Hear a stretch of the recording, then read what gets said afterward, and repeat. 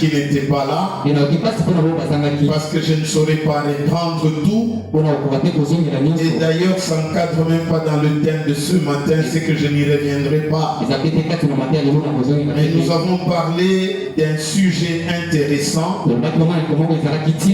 3 mots qui changent tout. Et nous avons vu les 3 mots qui changent tout.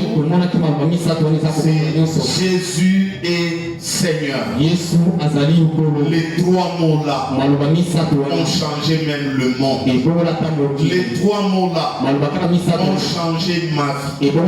Les 3 mots ont changé ta vie.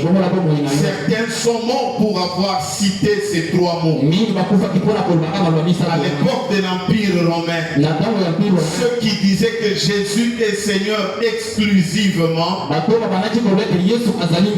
ils étaient mis à mort. Mais malgré la mise à mort, les gens ont continué à attester et à dire que Jésus est Seigneur.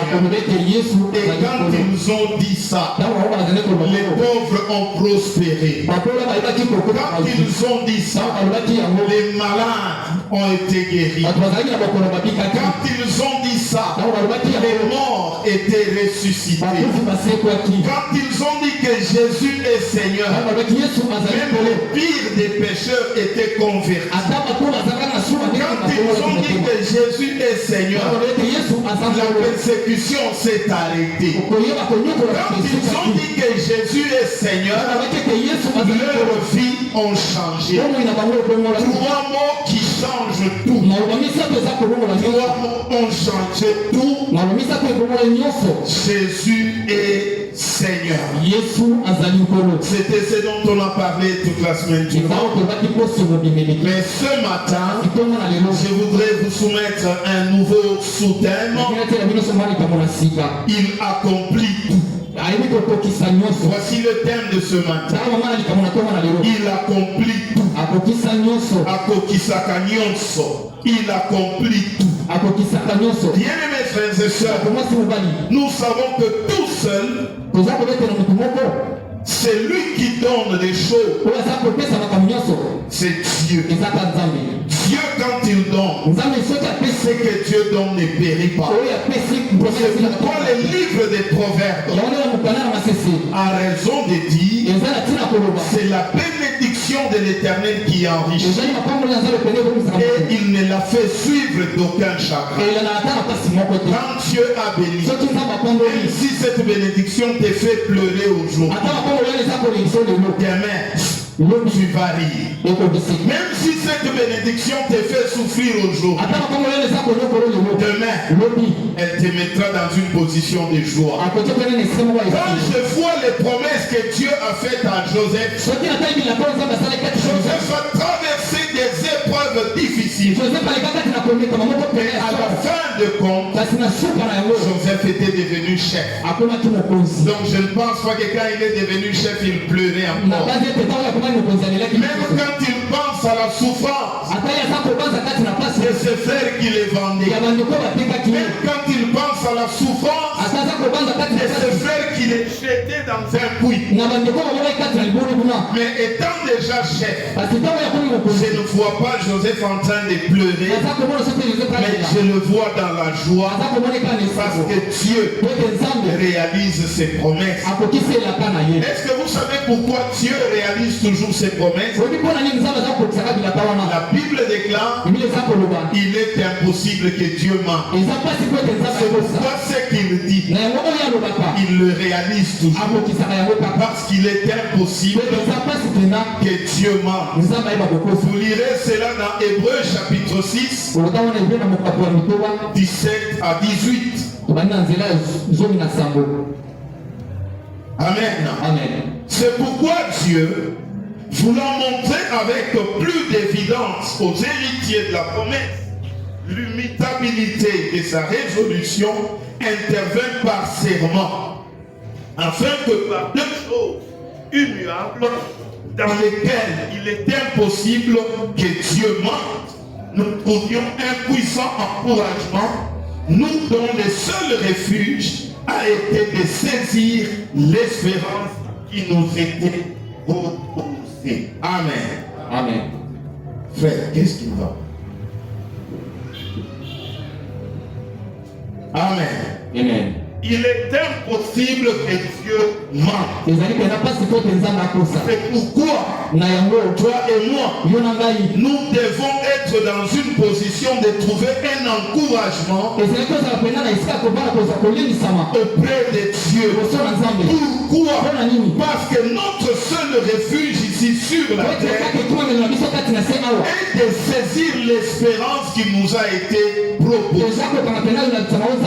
Et l'espérance qui nous a été proposée, c'est qu'il est impossible que Dieu mente. Bien-aimés frères et sœurs, par sa parole, par ses promesses, Dieu veut que nous puissions trouver un encouragement. Parce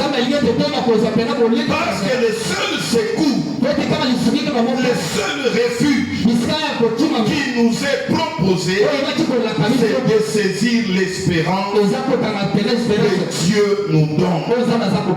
Il arrive que les hommes nous découragent d'espérer dans les promesses. C'est ça le grand problème. Les hommes font que les gens des fois perdent confiance et n'espèrent plus parce que l'homme est incapable. Bien aimé, l'homme peut faire des promesses. Et dans les promesses, parfois l'homme trouve un moyen de justifier son incapacité d'accomplir la chose tout de suite. Alors il fait la promesse. Mais ce n'est pas le cas avec Dieu. Parce que Dieu, quand il parle, la Bible déclare, il est derrière sa parole pour l'accomplir. C'est pourquoi il est impossible que Dieu mente. Mais quand l'homme fait la promesse, les promesses des hommes créent un grand problème avec la foi des chrétiens. Les promesses de l'homme créent une incrédulité. Il a promis hier, il promet aujourd'hui, il continuera à promettre tellement que nous avons espéré et nous arrivons au final, nous ne voyons rien. Rien n'arrive. Et quand quelqu'un me promet, il promet et rien n'arrive, je deviens incrédule. S'il promet encore, est-ce que je vais encore accepter? Parce qu'il a promis, il ne réalise. Dans ce pays, il y a eu un président. Élection 2006, il promet aux gens, je vais mettre la route Kigali Kabinda. Si vous me votez, vous aurez cette route. Les gens l'ont voté en 2006. La route n'est jamais venue. 2011. Si vous me votez, je vais réaliser la promesse. Je mettrai la route. 2011. Il est voté. 2018. Il n'est plus voté. La route n'est jamais venue. Est-ce que nous allons encore continuer à espérer que les hommes nous feront des promesses?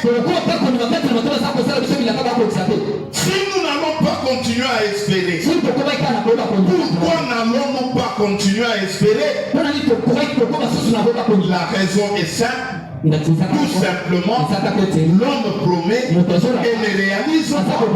L'intention des promesses, c'est une bonne intention. Il promet, mais malheureusement, il est limité dans les temps, dans l'espace et par le moyen.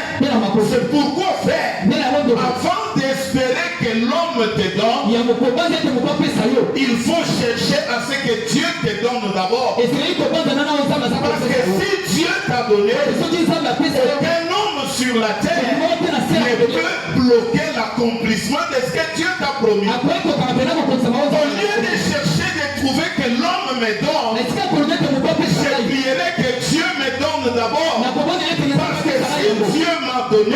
va utiliser l'homme pour accomplir ce qu'il m'a promis. Mais si je commence à chercher auprès des hommes, les hommes promettront, ils ne réaliseront pas. Pourquoi limiter dans l'espace, dans les temps et par le manque de moyens? Une autre chose, c'est Dieu. La volonté, c'est le pouvoir. Ce que Dieu promet, il l'accomplit aussi parce qu'il a le pouvoir. Mais chez l'homme, il promet, il n'a pas le pouvoir. Il peut avoir la volonté, mais il n'a pas le moyen. Il peut avoir le moyen, il n'a pas la volonté. Mais auprès de Dieu, quand il veut, il peut. Parce que pour Dieu, pouvoir, c'est vouloir. Même si l'homme dit vouloir, c'est pouvoir, mais l'homme peut vouloir, mais il manque le pouvoir. L'homme peut avoir le vouloir, mais il manque le pouvoir. Tout comme l'homme peut avoir le pouvoir et le vouloir, mais il manque le vouloir. Donc vous comprenez que pour l'homme, c'est difficile de promettre et de réaliser. Mais pour Dieu, quand il promet, il est tenu par la promesse, parce que ce qu'il promet, il ne peut pas mentir. Dieu accomplit toujours. Le problème avec l'homme contre Dieu, c'est le problème des temps. L'homme vit, avance, il vieillit, il finira par passer. Mais Dieu est éternel, il est permanent, il est là, disposé à venir, à soutenir, à accompagner et à réconforter. Mais l'homme est limité, il promet, il ne réalise pas, il promet, il manque les moyens. C'est pourquoi les promesses de l'homme créent des problèmes. Beaucoup de frères et de sœurs ont transposé leur incrédulité sur Dieu. Parce que papa a tellement promis qu'il n'accomplit pas. Les grands frères m'ont tellement promis, il n'a pas réalisé. Le pasteur même a tellement promis, il n'a pas fait. Et parce que le pasteur a promis, il n'a pas réalisé. Est-ce que son Dieu peut réaliser ce qu'il a promis? Et à cause des promesses inaccomplies, à cause des promesses non accomplies, les hommes deviennent incrédules, incapables d'accepter la parole de Dieu, parce qu'ils ont pris l'incrédulité créée dans leur vie par l'homme et ils l'ont transposée sur Dieu. Et les hommes deviennent opaques à la volonté de Dieu et aux promesses de Dieu, parce qu'on m'a promis, on ne m'a pas donné. Mais ce matin, frère, ce matin, sœur, je voudrais que toi et moi nous puissions noter que Dieu n'est pas à confondre avec l'homme. L'homme est incapable, Dieu a le pouvoir. Il peut avoir la volonté, mais il manque les moyens. Mais Dieu a la volonté, il a le moyen. Et frères et sœurs, je voudrais dire à quelqu'un, même si c'est un homme qui t'a fait la promesse, c'est pourquoi je vous conseille, quand vous voulez avoir des promesses des hommes, priez que les promesses que les hommes vous font trouvent l'assentiment de Dieu. Motosalio elaka, mais elaka wana nzambe akuta intérêt na ye na kati. Alléluia. Amen. Que même si c'est mon père qui me fait la promesse, que même si c'est ma mère qui me fait la promesse, que même si c'est mon pasteur ou mon patron qui me fait la promesse, mais que dans cette promesse-là, Dieu trouve son intérêt. Alléluia. Amen. Parce que si Dieu trouve son intérêt dans les promesses que les hommes nous ont fait, Dieu va faire en sorte que ces promesses s'accomplissent. Vouloir ou pas, que les gens le veuillent ou non, même s'ils ont fait la promesse, ils veulent se désister, ils veulent retourner, faire en sorte que Dieu trouve son intérêt dans cette promesse. Amen. Amen. Parce que si Dieu y trouve son intérêt, il veillera à ce que même la promesse qu'un homme t'a faite puisse s'accomplir. D'abord, ne poussons pas les hommes à promettre. Parce que si tu forces quelqu'un à te promettre, mais quand il n'accomplira pas sa promesse, il te dira d'ailleurs,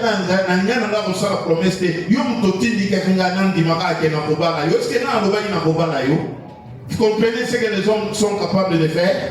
Est-ce que vous comprenez ce que les hommes peuvent dire après avoir profité de votre virginité, après avoir profité de votre vie, après avoir bénéficié de vos biens? À la fin, il te dira,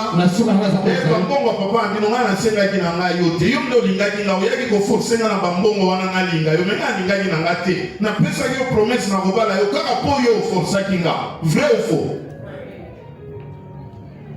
Que les esprits faibles écoutent ce que l'esprit dit à l'église. Bien-aimés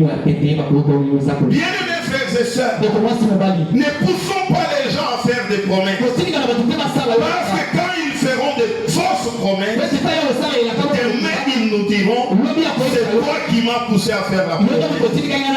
C'est pourquoi, bien-aimés, Dieu peut faire en sorte que les personnes bien intentionnées vous promettent quelque chose et Dieu entre dans la situation pour que ces promesses s'accomplissent. Bien-aimé, même si quelqu'un ne se disponibilise pas à prendre, même si quelqu'un se disponibilise à prendre ta place, la promesse était pour toi. Mais quelqu'un vient, il s'impose, il commence à pousser en sorte que cette promesse à toi puisse s'accomplir dans sa vie. Vous comprenez ce que je veux dire? Il y a des frères, il y a des sœurs, il y a des amis avec qui vous avez évolué. Vous êtes arrivé dans une situation, c'est à toi qu'on a fait la promesse, et lui veut sauter premier pour s'accaparer de la promesse qui ne lui a pas été adressée. Est-ce que vous n'avez jamais vécu ce genre de situation? Mais je veux vous dire que même si quelqu'un se met à prendre votre place pour voler votre bénédiction, pour voler l'accomplissement de la promesse qui vous a été faite, je vais rassurer quelqu'un, parce que la promesse vous a été adressée, personne ne volera votre promesse, personne ne vous arrachera votre bénédiction. Bien-aimé, je voudrais qu'on lise un morceau d'écriture. Nous sommes dans les livres des 1 roi. Premier livre de Roi, chapitre 1, verset 1 à 10. Roi 1, 1 à 10. Est-ce que tout le monde a trouvé? Tout le monde a écrit? On peut lire? Nous lisons au nom de Jésus. Le roi David était vieux, avancé en âge, on le couvrait de vêtements et il ne pouvait se réchauffer. Ses serviteurs lui disent que l'on cherche pour mon Seigneur le roi une jeune fille vierge, qu'elle se tienne devant le roi, qu'elle le soigne et qu'elle couche dans son sein, et mon Seigneur le roi se réchauffera. On chercha dans tout le territoire d'Israël une jeune fille belle et on trouva Abichag, la Sunamite, que l'on conduisit auprès du roi. Cette jeune fille était fort belle. Elle soigna le roi et le servit, mais le roi ne la connut point. Adonijah, fils de Haggith, se laissa emporter par l'orgueil jusqu'à dire: c'est moi qui sera le roi. et il se procura un char et des cavaliers et 50 hommes qui couraient devant lui. Son père ne lui avait de sa vie fait un reproche en lui disant: pourquoi agis-tu ainsi? Adonijah était en outre très beau de figure. Il était né après Absalom. Il eut un entretien avec Joab, fils de Seruja, et avec les sacrificateurs Abiathar, et ils assemblèrent son parti. Ils embrassèrent son parti. Mais le sacrificateur Sadok, Benadja, fils de Jéhoshada, Nathan le prophète, Shimei Rei et les vaillants hommes de David ne furent point avec Adonijah.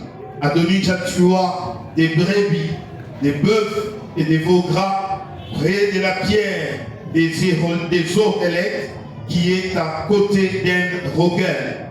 Et il invita tous ses frères, fils du roi, et tous les hommes de Juda au service du roi. Mais il n'invita point Nathan le prophète, ni Benadja, ni les vaillants hommes, ni Salomon son frère. Alléluia. Bien-aimés, nous sommes ici au moment où la dynastie davidique évolue et David devient vieux. David devient vieux et incapable de prendre des actions du royaume. Et en cette époque-là, le petit frère d'Absalom, Adonijah, il va par orgueil commencer un parti politique et avec l'intention, comme son frère Absalom, de prendre le pouvoir et de devenir roi. Et il a rallié beaucoup de gens à sa cause. Il a invité les gens. Il a même parlé à Joab, qui était le général, le chef numéro 1 de l'armée de David. Et il va lui parler pour qu'il commence à renverser le pouvoir. Il a rassemblé tous ces gens. Il a réuni tous les fils du roi, à l'exception de Salomon. Il a réuni même des sacrificateurs. Alléluia. Amen. Ce qui fait que devant le pouvoir de l'argent, tout le monde peut se laisser corrompre. Qu'est-ce qui pouvait manquer à Joab? Toutes les guerres, les grandes guerres de David, parfois on les laissait à Joab et il a remporté des guerres. Joab est parmi les gens qui ont consolidé le pouvoir de David. Mais qu'est-ce que nous ne voyons pas ici? Joab qui se laisse corrompre est gagné par l'envie de pouvoir de cet enfant Adonijah. Nous voyons les serviteurs de Dieu se laisser corrompre et attaché à ces partis-là pour renverser le pouvoir et bafouer Salomon et prendre leur pouvoir. Alléluia. Bien-aimés frères et sœurs, il arrivera dans le complot pour te nuire. Même des grands hommes entreront, même des serviteurs de Dieu peuvent entrer dans ce pouvoir, dans ce complot, pour te nuire et pour t'empêcher d'arriver à l'accomplissement des promesses que Dieu t'a fait. Et nous voyons Adonijah ignorer Salomon. Nous voyons Adonijah ignorer la pensée qu'il y a un roi et s'autoproclamer roi. Et même les gens ont commencé à crier devant lui: vive le roi Adonijah. Mais tout cela, ce n'était pas le plan de Dieu, parce que le plan de Dieu avait une promesse. Et cette promesse n'allait pas s'accomplir dans la vie d'Adonijah, mais cette promesse devait s'accomplir la vie de Salomon. Mais en ce moment-là, Salomon était ignoré. J'ai dit à un frère, j'ai dit à une sœur, laisse le monde t'ignorer. Même si le monde t'ignore, Dieu qui est au ciel ne t'a pas ignoré. Même si le monde t'oublie, Dieu qui t'a créé, qui t'a fait la promesse, ne t'a pas oublié. Alléluia. Bien-aimés frères et sœurs, les gens ont même crié devant Adonija, vive le roi, vive le roi, mon frère et ma soeur. Dans ce passage, nous voyons qu'un autre fils de David, frère à Absalom, je ne sais pas ce qu'il fait dans leur tête. Ils pensent que parce qu'ils sont beaux, à cause de leur beauté, ils peuvent imposer n'importe quoi au royaume. Bien-aimés frères et sœurs, ne pense pas que tes capacités, ta compétence, ta beauté, ton diplôme peuvent valoir quelque chose devant Dieu. La beauté, les diplômes, les niveaux, l'âme sociale ne signifient rien et ne peuvent pas corrompre les plans que Dieu a fait dans la vie des autres. Ce que Dieu a promis, il finit par l'accomplir. J'encourage quelqu'un qui traverse la vallée des Baca. J'encourage quelqu'un qui traverse par la misère et la souffrance. Je dis que même si le monde t'ignore, il y a au ciel quelqu'un qui ne t'a pas ignoré.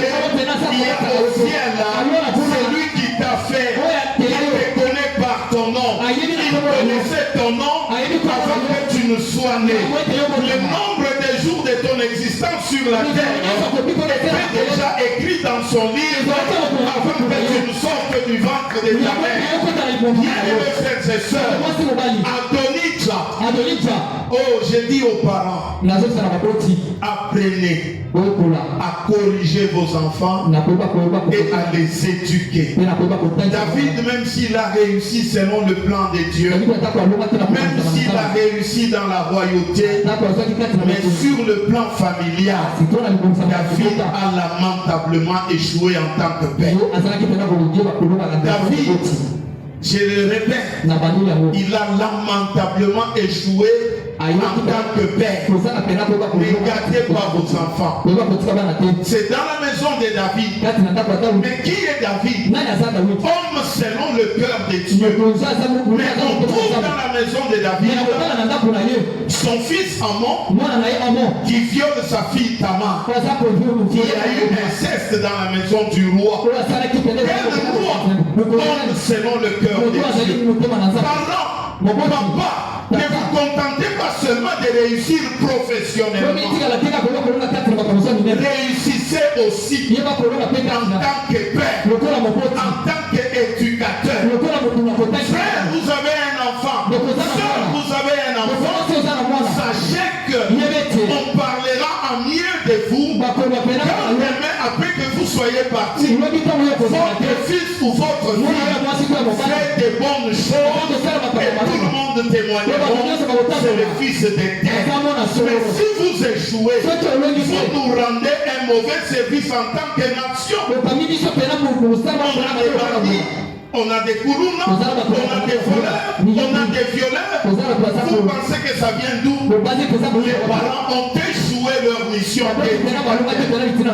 Quand vous décidez d'avoir des enfants, apprenez aussi à bien les éduquer. Je disais vendredi que si aux États-Unis, parce que nos pays sont des pays où on ne tient pas compte des statistiques, si aux États-Unis, sur 100% des prisonniers, il y a 90% des prisonniers noirs. Dans les 90% des prisonniers noirs, il y a 85% d'enfants qui ont été élevés seulement par leur maman. Est-ce que vous comprenez ça? Lorsque vous décidez d'avoir des enfants, apprenez aussi à bien les éduquer. Je ferme la parenthèse.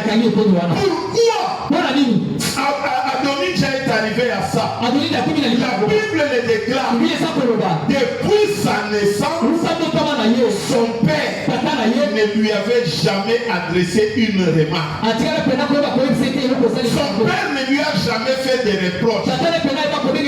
Pourquoi as-tu fait ça? Pourquoi t'es-tu comporté comme ça? Parents, je sais que frapper les enfants c'est mauvais. Mais la Bible déclare la folie est attachée au cœur de l'enfant. Mais un peu de fouet l'en écarte. Alléluia. Amen. Est-ce que j'ai dit qu'il faut frapper jusqu'à tuer? Mais juste frapper pour enlever la folie. Est-ce une mauvaise chose de corriger son enfant? Même le monde m'a appris. À l'école, ma maîtresse m'a dit qu'il aime mieux, châtie bien. Un parent qui aime son enfant doit le punir quand il a commis une faute. Doit le remettre dans le chemin. Je ne dis pas de tuer, mais je dis de corriger et de le mettre dans la route. Bien-aimé David, en tant que roi, a échoué parce que dans la maison de David, Absalom a tué son frère. David a échoué parce que Absalom a voulu lui faire un coup d'état. Et Absalom, fils du roi David, homme selon le cœur de Dieu, Absalom a fait construire une tente. Et dans cette tente, il a couché avec toutes les concubines de son père, au vu et au sud de tout Israël. Mais nous appelons David homme selon le cœur de Dieu. David en tant que père a lamentablement échoué, parce que nous en arrivons maintenant à un autre cas. Adonijah va s'autoproclamer roi et David ne sait pas. Alléluia. Amen. Comment est-ce que nous éduquons nos enfants? Comment est-ce que nous encadrons les enfants? Les hommes diront, ah, c'est un grand ingénieur, c'est un grand professeur d'université, oh, c'est un grand commerçant. Toute la ville en parle. D'accord. Mais comment est-ce que vous éduquez vos enfants? Alléluia. Amen. Bien-aimé, David, quand il était vieux, à un moment, il voulait construire les temples pour l'Éternel. Quand il a réuni le peuple pour construire les temples, Dieu lui a dit non. Toi, tu ne peux pas me construire un temple. C'est ton fils Salomon. C'est lui qui montera sur le trône d'Israël après toi. C'est lui qui construira les temples. Donc nous voyons que la promesse pour que quelqu'un devienne roi en Israël n'était pas faite sur Adonijah, mais la promesse était faite sur Salomon. Nous sommes dans les livres de 1 Chronique, chapitre 28, versets 1 à 5. 1 Chronique 28, 1 à 5. Nous lisons au nom de Jésus. David convoqua à Jérusalem tous les chefs d'Israël, les chefs des tribus, les chefs des divisions au service du roi, les chefs des milliers, les chefs des centaines, ceux qui étaient en charge sur tous les biens, les troupeaux et auprès des fils, les génies, les héros et tous les hommes vaillants. David s'éleva sur pied et dit, écoutez-moi mes frères et mon peuple, j'avais l'intention de bâtir une maison des repos pour l'arche de l'alliance de l'Éternel et pour le marchepied de notre Dieu, et je me préparais à bâtir. Mais Dieu m'a dit, tu ne bâtiras pas une maison à mon nom, car tu es un homme de guerre et tu as versé du sang. L'Éternel, le Dieu d'Israël, m'a choisi dans toute la maison de mon père pour que je fisse roi sur Israël à toujours. Et il a dit, il a choisi Juda pour chef. Et il a choisi la maison de mon père. Et dans la maison de mon père, c'est moi qu'il a voulu faire régner sur tout Israël. En outre, tous mes fils, car l'Éternel m'a donné beaucoup de fils, il a choisi mon fils Salomon pour le faire asseoir sur le trône du royaume de l'Éternel sur Israël. Et il m'a dit, Salomon, ton fils, bâtira ma maison et mes parvis. Car je l'ai choisi pour mon fils et je serai pour lui un père. Amen. Bien-aimés, c'est dans cette espèce que dans ces cas d'espèce que nous nous trouvons. Nous sommes dans une situation telle que David promet le trône d'Israël à son fils Salomon. Et l'Éternel lui-même confirme et promet le trône à Salomon. Mais nous nous trouvons avec un trouble fait. Adonijah sort de nulle part. Il se fait un trône et il devient chef d'Israël. Écoutez, je vais dire à quelqu'un, ils peuvent prendre même ta promesse et commencer à se l'approprier et à dire que c'est moi. Laissez-leur dire. Est-ce que c'est lui qui a fait la promesse a dit que c'est lui? La promesse est pour toi et ça sera toi. Le mariage là c'est pour toi. Si c'est pour toi, fiançailles wana bazobongisela yo ndeliba. Alléluia. Bien-aimés frères et sœurs, Adonijah s'est fait un trône, mais la promesse ce n'était pas sur lui. La promesse était sur Salomon. Adonijah a fait tout. Et il a dit que c'était lui. Bien-aimés frères et sœurs, je veux dire à quelqu'un que ce que Dieu a prévu pour toi est à toi. Même si quelqu'un l'a déjà pris entre ses mains, ce que Dieu a préparé pour toi, personne ne peut le prendre. Regardons bien ce qui se passe dans un royaume. Il n'y a jamais eu 2 rois sur 2 trônes distincts dans un royaume. Jamais.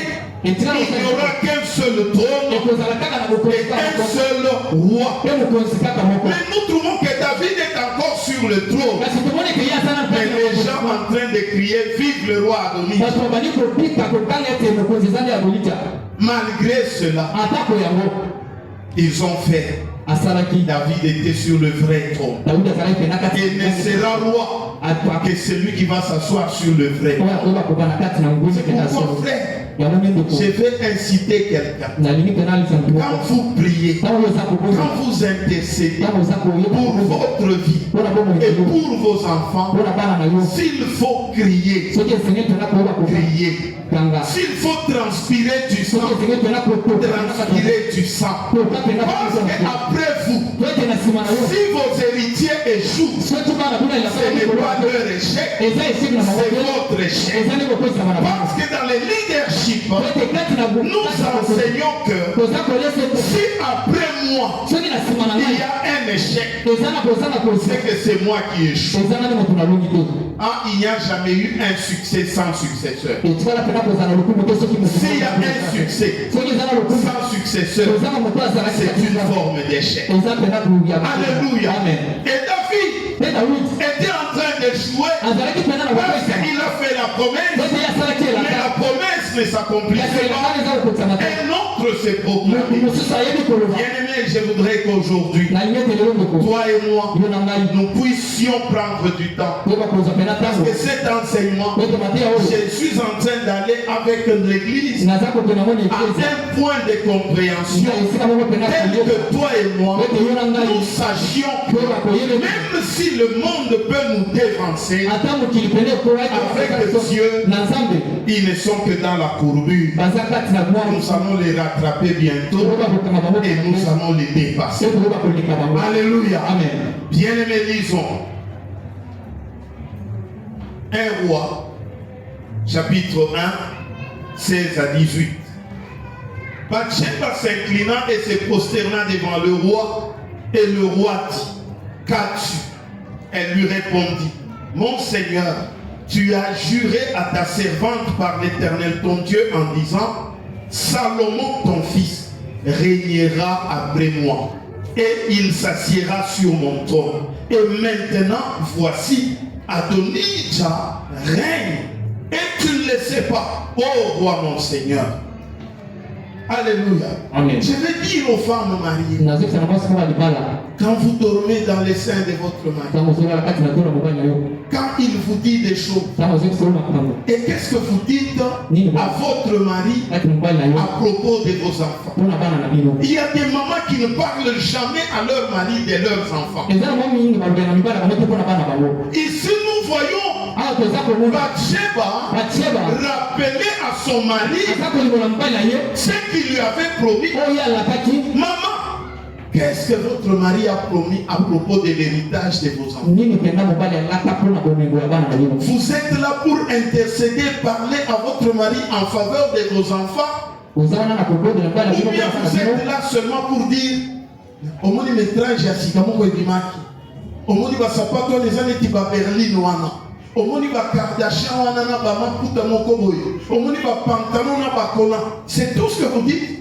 Ici, Bathsheba rappelle à son mari à propos de son enfant ce que tu m'avais promis là.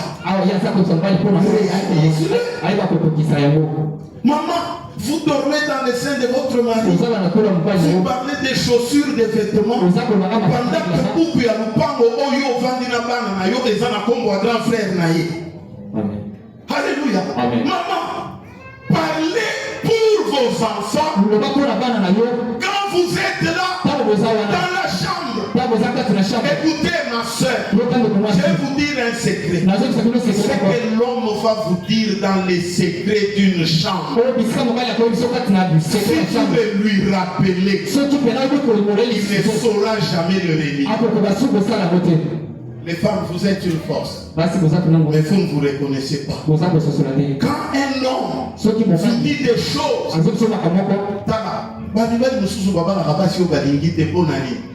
autant bakendaki na chambre alakaki eke ata ezandenge nini emata ekitanga na kobala kaka yo mais na motema alingi te mais parce qu'abimisaki liloba. Alléluia. Il est lié par cette parole. Vous savez, bien-aimés sœurs, ne perdez pas le temps dans des demandes inutiles. Parlez de vos enfants à vos maris.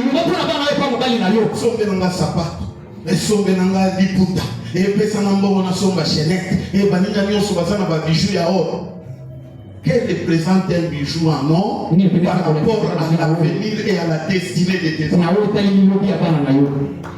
Alléluia. Amen. La femme ici a rappelé à David, tu lui avais dit, tu lui avais promis, et je le répète, ce que les hommes disent à leurs femmes dans leur chambre, dans le secret, ils sont tenus de le faire. C'est pourquoi, laissez-moi vous dire que moi, quand j'encadre les jeunes qui veulent se marier, je décourage ça. Vrai ou faux? Je décourage ça. Je dis toujours, ma solo, na salon, na chambre, ils ont placé à Kola.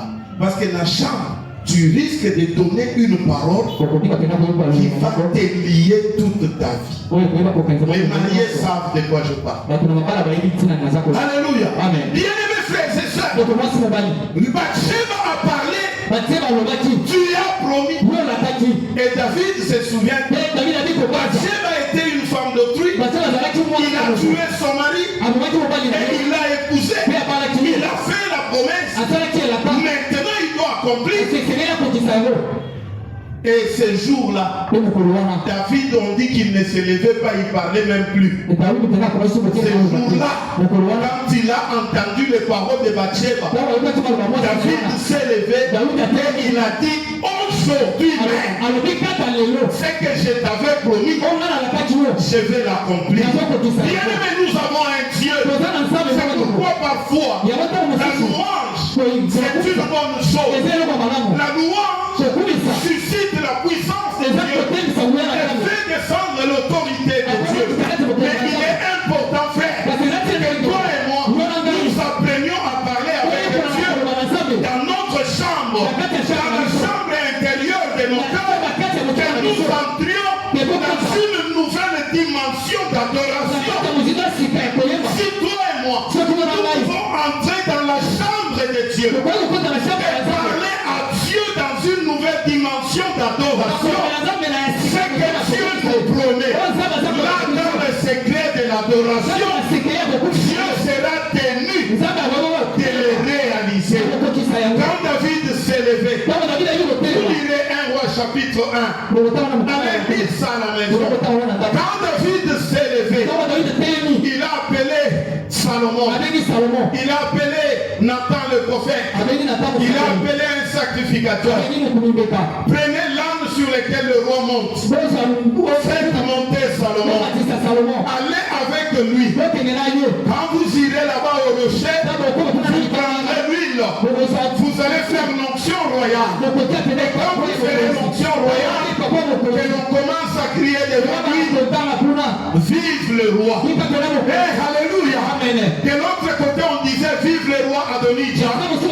Et ils ont entendu les tumultes. Ils ont entendu les bruits de fer. Le peuple criait vive le roi Salomon.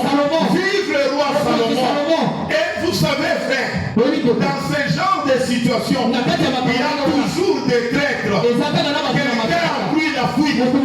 Il est allé jusque là où les gens intronisaient Adonijah. Quand les gens qui étaient là l'ont vu venir, Adonijah dit viens ici. J'espère que tu amènes une bonne nouvelle. C'était une bonne nouvelle. Mais ce n'était pas une bonne nouvelle pour Adonijah. Toi viens. Je sais que tu amènes une bonne nouvelle.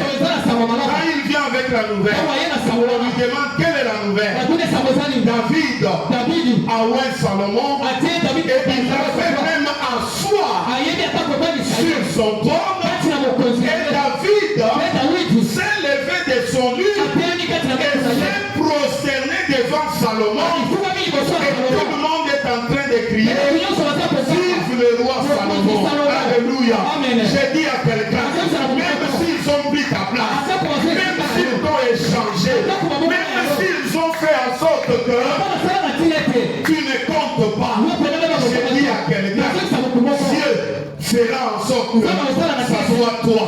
Les gens diront ce n'est pas lui, mais Dieu au ciel, il a décidé que c'est toi. Les gens ont dit ce n'est pas Salomon, mais au ciel Dieu a dit c'est Salomon. Mon frère et ma soeur, c'est toi. Les choix de Dieu, les choix de Dieu, je dis à quelqu'un, c'est toi.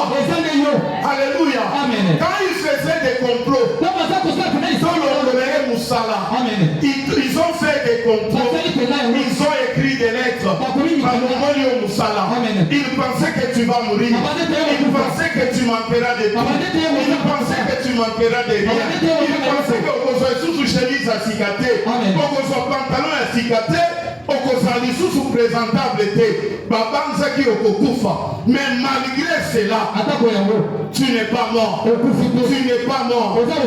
C'est le temps que tu traverses là, c'est le temps de confusion. Ici on parle c'est Adonijah et ici on parle que c'est Salomon. Alléluia. C'est juste un petit temps de confusion, mais après le temps de confusion, quand Adonijah a appris que même le roi David il s'est levé pour se prosterner devant Salomon. Adonijah, les gens qui étaient avec lui, chacun a commencé à partir. La Bible me dit que tout le monde qui était avec Adonijah, chacun est parti de son côté. Je dis à quelqu'un, Sanga va sali, ma groupe va sali, ma équipe va sali, pour ma tsolakayo, pour ma sekakayo, pour ma poto la mapangoli na yo, bako panzana, nous papanzi bango, azate, moko na moko, akotelema, asongi na ndaku na ye, po oyo nzambe apakoli, po oyo nzambe asimbi, mutu mususu akosimba yete, oyo nzambe aponi, mutu mususu akokonteste ye azate, batu nyonso wana, bazalaki na Adonijah bapanzani. Oyebi suka ya Adonijah, tango amoni ndenge wana lobi, awa naza condamné à mort.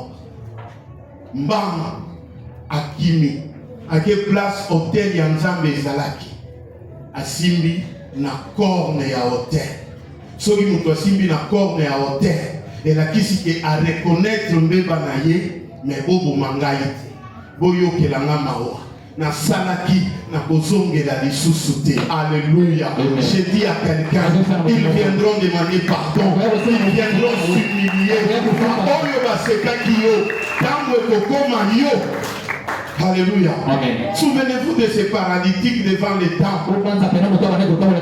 Quand Dieu a fait qu'il puisse s'élever, quand Dieu a fait qu'il puisse entrer dans les temples, marchant et sautant, tout le monde qui était dans les temples, les gens ont commencé à se poser la question. C'est lui ou c'est son frère? J'ai dit à quelqu'un, Esaïe, toi Esaïe était. Nous toi de niveau, Kaka Blanchard, ou bien Moutoumoussous. Bakomi Touna, est-ce que ça Brigitte, toi Esaïe était. Bakomi Touna, Esaïe, Emilia, toi Moutoumoussous. Et Kaka Bango, on connaît Bakoloba. T'as bien, Esaïe, frère, bataille on a nous bien. Amen. Alléluia. Ils vont chercher à te connaître. À un moment, les gens vont solliciter à te rencontrer. Mais aujourd'hui, quand tu parais comme rejeté, parce qu'il y a Adonija, les gens, ils sont en train de regarder. Mais quand ça sera toi, les gens viendront se demander, est-ce que c'est lui ou c'est pas lui? Bien aimés frères et sœurs, Dieu a fait en sorte que les trônes qui étaient réservés à Salomon lui soient retournés. Mais ce qui m'étonne, c'est quoi? Adonija était déjà assis sur un trône. Les gens criaient déjà devant lui, vive le roi. Mais il n'était pas le vrai roi.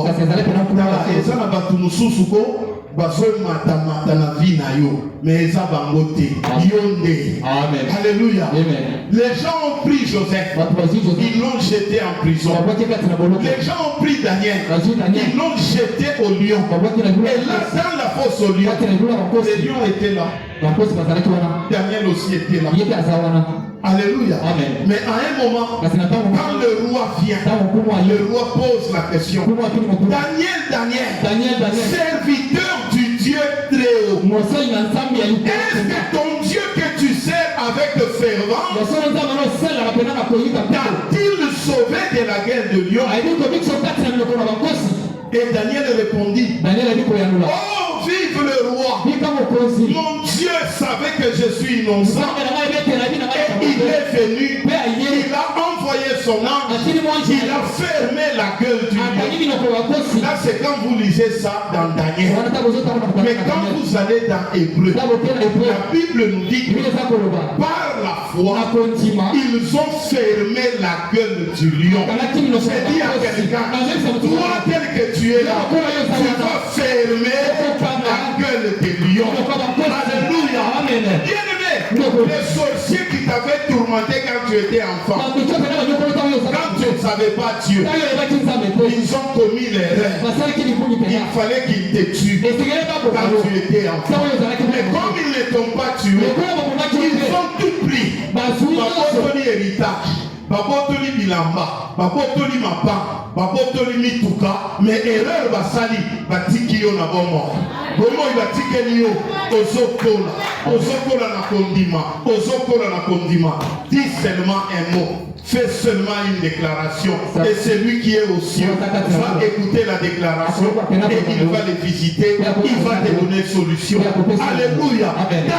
Daniel dit, Dieu va envoyer son ange. J'ai dit à quelqu'un, ceux-là qui te regardaient comme des lions qui rugissaient pour te détruire, Dieu a déjà fermé leur bouche. Ils ne te feront rien. Alléluia.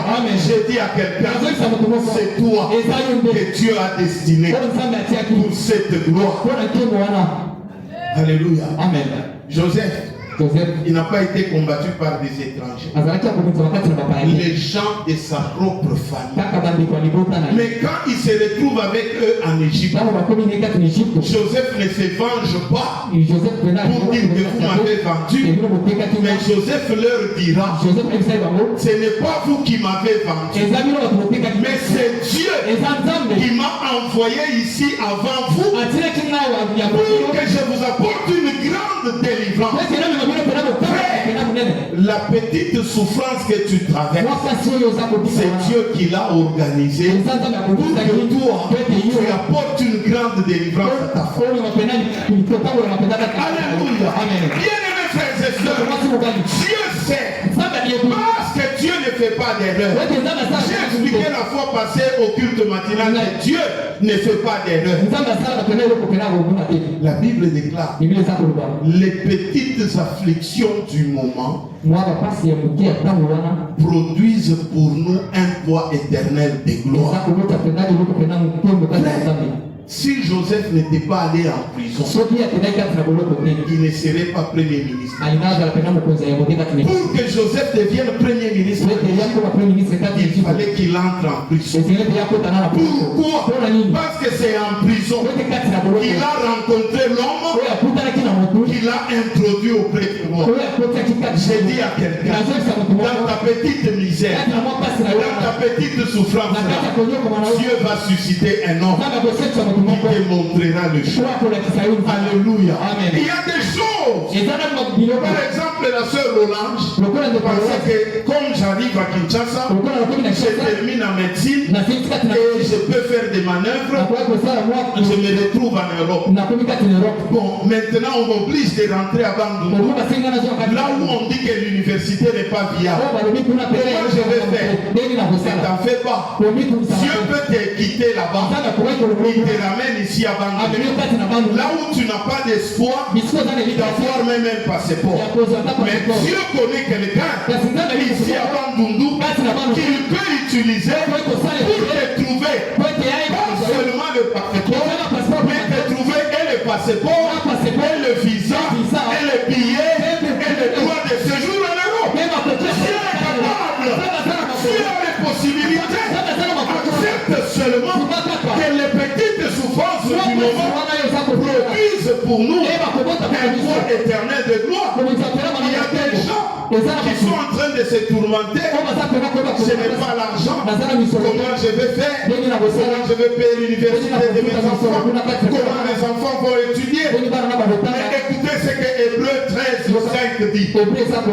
Hébreux 13:5 dit: ne vous livrez pas à l'amour de l'argent. Contentez-vous de ce que vous avez. Car Dieu lui-même a dit: je ne te délaisserai pas, je ne t'abandonnerai pas. Alléluia. Quand vous lisez ça dans Josué chapitre 1, Dieu dit à Josué: quand tu marcheras avec moi, tout lieu que foulera la plante de ton pied, je te le donne, et je ne te délaisserai pas, je ne t'abandonnerai pas. Là dans Josué 1, comme si c'était vague, mais dans Hébreu, Dieu donne la définition. En ce qui concerne l'argent, ne vous en faites pas. Soyez seulement juste devant moi. En ce qui concerne l'argent, j'ai déjà dit: je ne te délaisserai pas, je ne t'abandonnerai pas. Tu as besoin d'argent. Et combien d'argent? Dieu te promet que ce qui concerne l'argent, il ne te délaissera pas, il ne t'abandonnera pas. Il y a des frères qui vivent comme par miracle. Il se réveille le matin, il ne sait pas comment il va manger, mais à midi il a à manger, le soir il a à manger. Il se demande comment il va payer la facture de la régie des eaux. À la fin du mois, il se retrouve en train de payer la régie des eaux, en train de payer l'électricité. Bien-aimés frères et sœurs, j'ai dit à quelqu'un: Dieu a promis, parce qu'il a promis, il est derrière sa parole pour l'accomplir. Écoutez ce que le psaume dit. Psaume 126, 1 à 3. Cantique des degrés. Alléluia. Quand on dit cantique des degrés, c'est que le temple de Jérusalem Pour entrer dans les temples, il y avait des escaliers à monter. Alors, ces cantiques, on les chantait chaque sabbat avant d'entrer dans le temple. Quand on arrive sur le marche là, on est en train de chanter. On chante quoi? On dit que les cultivateurs prennent les gerbes. Quand il va s'aimer, il sème avec l'arbre. Mais le jour où il va récolter, il rentre avec des souris, il rentre avec des cris de joie. Et ici on nous dit, quand l'Éternel ramena les captifs de Sion, nous étions comme ceux qui font un rêve. Alors notre bouche était remplie de cris de joie. Et notre langue était remplie de chants d'allégresse. Alors on disait parmi les nations, l'Éternel a fait pour eux des grandes choses. L'Éternel a fait pour eux des grandes choses. Nous sommes dans la joie. Alléluia. J'ai pris ce matin que l'Éternel fasse des grandes choses à un frère, qu'il fasse des grandes choses à une soeur. Tu as tellement pleuré, tu as tellement jeûné, tu as tellement prié. Bien-aimé, je ne viendrai pas te flatter si je n'avais pas connu la grâce de Dieu. Je ne viendrai pas te mentir si je n'ai pas vu la main de Dieu. C'est possible que toi, tu expérimentes la visitation de Dieu. C'est possible que toi et moi, nous vivions encore la main de Dieu. Parce que la Bible déclare que les bontés de l'Éternel ne sont pas épuisées. Ses compassions ne sont pas à leur terme. Elles se renouvellent chaque matin. Je voudrais que tu te tiennes debout pour que nous puissions prier Dieu. Il accomplit ses promesses. Rappelle-lui d'accomplir ses promesses. Dis-lui de réaliser ce qu'il t'a promis. Oui, quand l'Éternel ramena les captifs de Sion, nous étions comme ceux qui font un rêve. Bien-aimé, tu seras comme quelqu'un qui rêve pendant que ça sera l'accomplissement de la volonté de Dieu.